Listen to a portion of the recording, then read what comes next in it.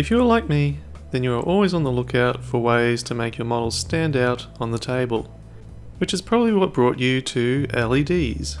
You may not be an electrical expert though, so how can you get started quickly and safely? Stay tuned because I have a few tips on how you can do this.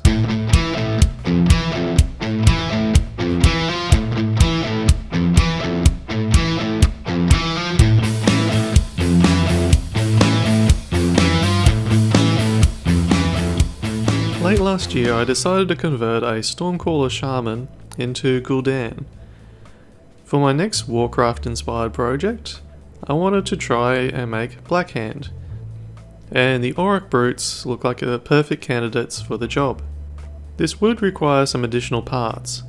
When I went looking for an STL, I didn't have a lot of luck except for a model which was designed for full-scale cosplay props.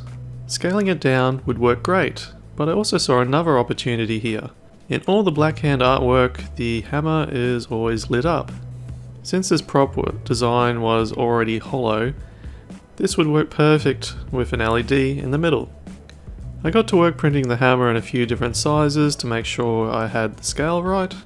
I also picked out a Horde chest to print, as this could be used to house some of the wiring and parts required for the LED. While these parts were printing, I got to work planning which bits I would use for my Blackhand model and assembling the model. Once done, I selected the printed hammer parts which best fit the size of the model and make sure everything was going to work. This was until a mandatory scheduled break imposed by the studio supervisor. Okay, so let's talk about LEDs now. If you've looked into sourcing LEDs and parts suitable for tiny models, you've probably been overwhelmed with choice and needing to bulk buy 200 or more at once. So what I found for this project was a US company called Evan Designs that have really nice getting started kits, like this one, which comes with one or more LEDs and all the wiring, buttons, batteries and battery holders that you require, all in a compact size for use on small model projects. They also have handy YouTube videos that explain the full process of using everything in the kit. They are not a sponsor, but if you're US based or don't mind waiting on postage, they're definitely worth checking out.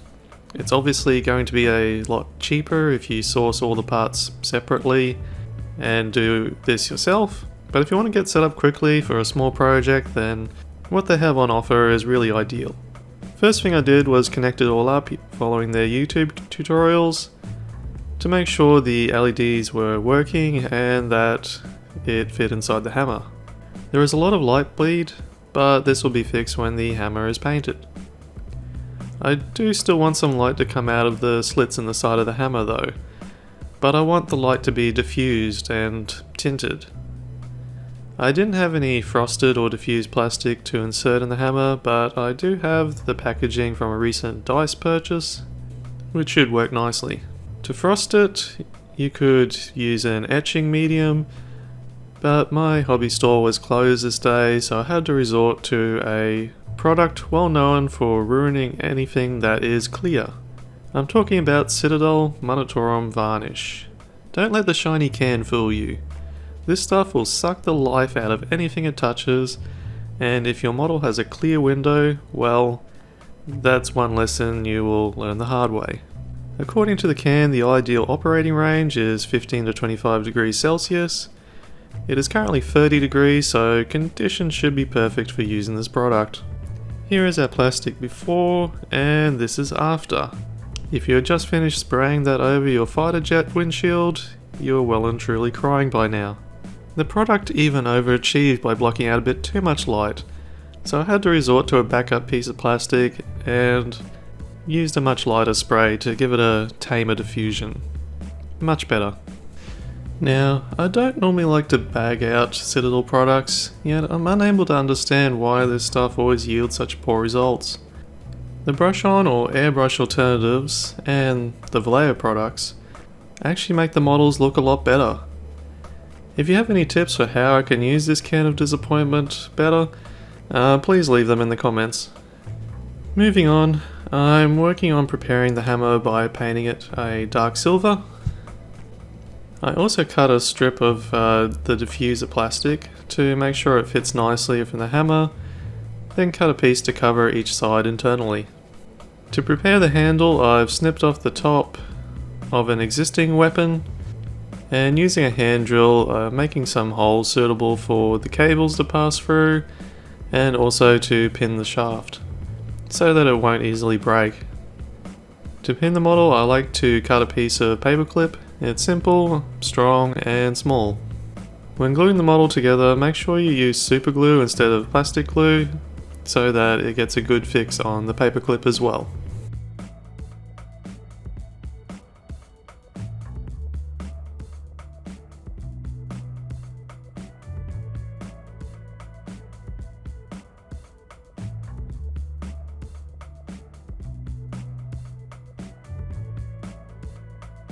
After doing another lighting test, you can see the dark silver paint has blocked out most of the light as intended.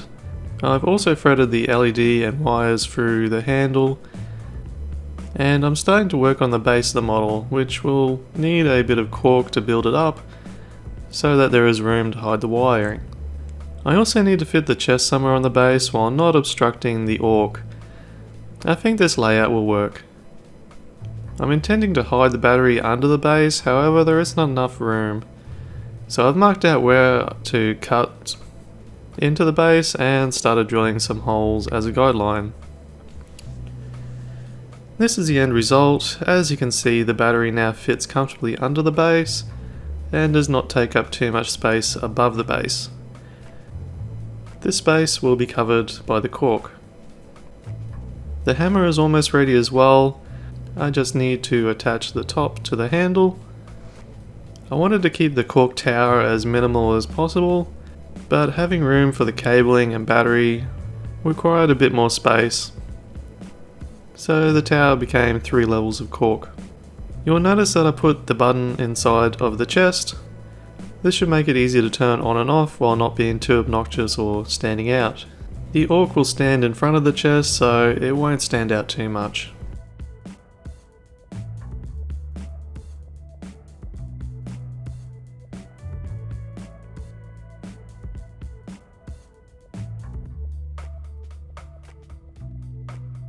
I'm now gluing the hammer shut so we can finish putting it all together. To help the model stay on the cork tower, I'm also pinning both of the feet. If you've never pinned a model before, don't be too scared. All you need is some paper clips, wire cutters, and a drill bit roughly the diameter of the paper clip. I prefer to hand drill instead of using a power drill, as this plastic is already very soft and a power drill could do some damage. Now I've finished wiring it up, I'm using a lighter to heat the shrink that comes with the pack from Evan Designs to make sure that the wires stay together and stay isolated. In case this isn't clear, please don't do this without adult supervision. Try not to burn the wires. You mostly just want to build up some heat, so having the flame just slightly under it will do the trick. Here is my model ready to paint. It was quite a bit of extra work to include the LED, but I'm really happy with how invisible it all is on such a small model. It will become even more invisible once the model is properly painted and has ground paints and textures, and some grass tufts. The button is concealed within this chest but can easily be accessed to turn the light on and off, which looks really cool, even in the well lit space of my spray booth.